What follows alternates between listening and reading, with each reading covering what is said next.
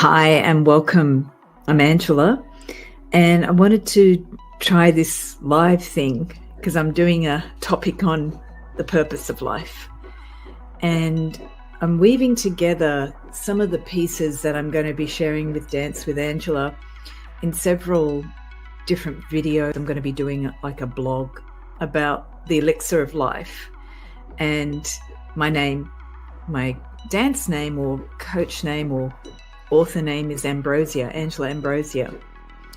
And what I started exploring as the Elixir of Life from very early on when I was in the 80s dancing in my home studio, which I call bedroom studios.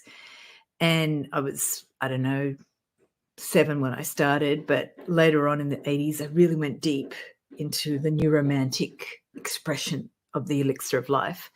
And I was obsessed with Greek myth. So this journey about the Elixir of Life started from very early on dancing to ABBA, but evolved into this discovery of what is that thing I connected to in dance and the Elixir of Life when I started to experience it as I was dancing. So I would have experiences on the dance floor where I felt this energy body bubble up. And then some of you know that I did Sufi movement, and I had experiences when I was dancing in the Sufi movement with my heart energy bubbling up. So I'm going to explore this because there's this fascinating union between the Western traditions of Ambrosia, which come from the Greek, and the Greek traditions called this Elixir of Life Ambrosia as well, food of the gods, and the Eastern traditions which call or discuss or share Amrita, the divine nectar, which is a specific understanding of how the Kundalini energies work. So in the Greek, we have a lot of esoteric work that comes from Ambrosia. It's not really well documented, but they used it in the Eleusian Mysteries, which was my obsession for a while when I was growing up and studying Greek myth. And it's more done through the images of the gods in the Greek gods, which then came to the Roman gods. And we've handed that down through our understanding through the Western astrology. The dance traditions, if there's anyone out there that knows more about the Greek esoteric practices of dance and the Eleusian Mysteries, please reach out to me because I sort of more discovered it through dancing. If any of you have done any of the sort of gypsy dances, my teacher, Melanie Lajoie, brought me into some of the gypsy dances where you express some of the movements around the body and up to express that celebration that's connected to some of those older dances and some Greek dancing. When you do it collectively, you experience it, the feeling of being one and the sense of us all being connected by this divine joy. So I wanted to share a bit about the Eastern tradition because I have a little bit more about Amrita and how it's connected to our Kundalini.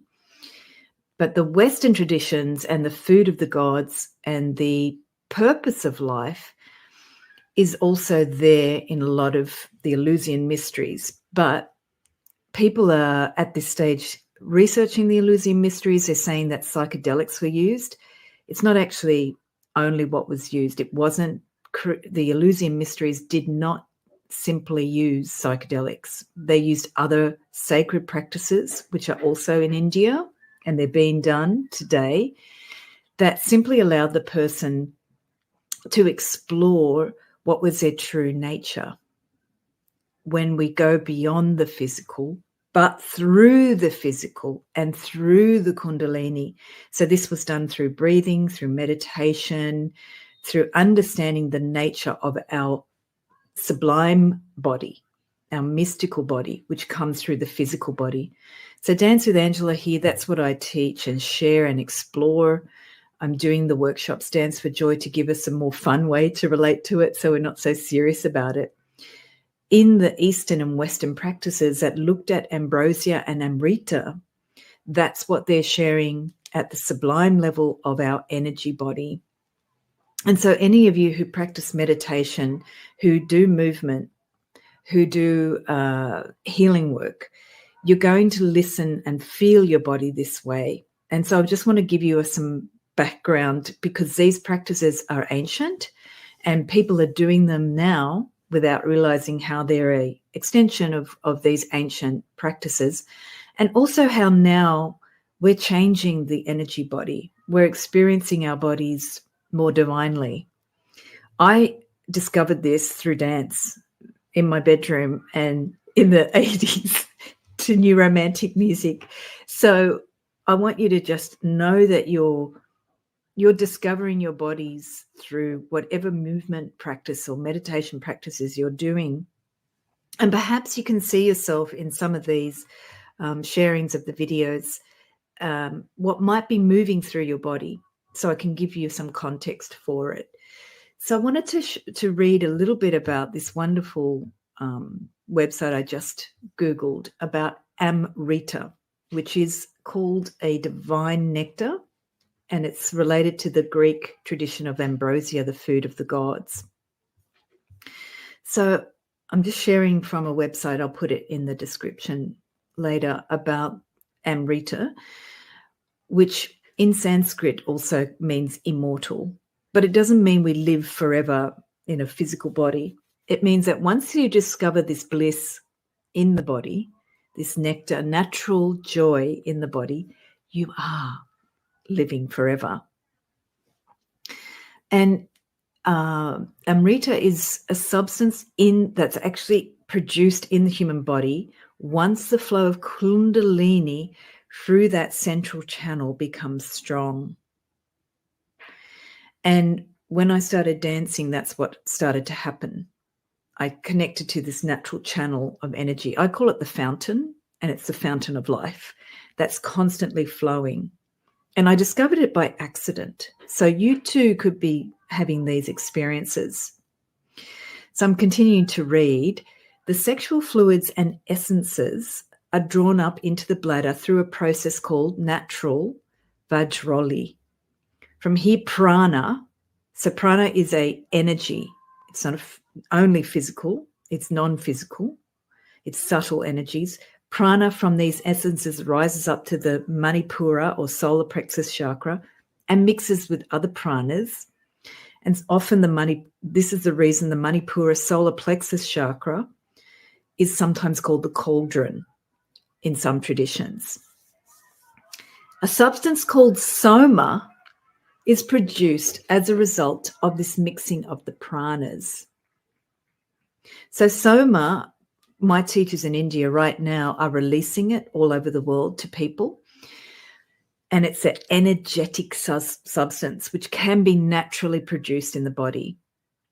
So my conviction is that this was happening in ancient Greece in the times when the Eleusian Mysteries happened, also at the Delphic temple, and they were using that to create experiences for people to rediscover this natural ability to have experiences of an immortal sense of being alive.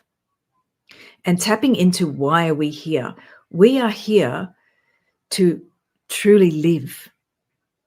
We're not here for anything else. We're here to experience true love, true joy, causeless love, causeless joy, and to experience that nature of the universe, which we may not experience in our daily lives, but it's here within our own body. So once this soma, which is actually a plant that used to be taken as well in the Buddhic traditions, Buddha was shown to take a plant to have this substance. So there was a psychoactive substance available through plants, yes, but it's in the actual body when you start to experience certain yogic practices. For me, it happened while I was dancing. Yes, to Duran Duran or something like that. I had experiences, but it was cumulative. So it wasn't, as that younger child, I was having these experiences of this energy force in my body. And then later, as I started to learn other mystical practices and to dance with different dance and world dance traditions, my chakras started to get power. And that was able to sustain this sense of the immortal elixir of life, which is not about living physically forever, but about being connected to that universal sense of our life force energy, which is in every life form in the universe. So the etheric substance of SOMA, the non-physical SOMA, travels through the system of our subtle energy pathways in the pranic body, so in the nadis, in the chakras of the body, the 1,000 chakras in our body. And once that SOMA reaches the head, it's transformed into Amrita. So it's a flowering in our crown chakra and our third eye chakra. And then the Amrita can trickle down into the mouth.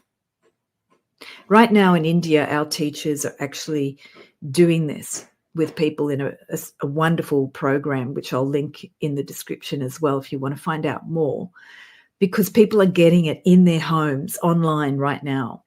I started to experience this in different dance forms, but it wasn't consistent. Right now, my teachers in India are doing consistent practice, and you can have this in your home.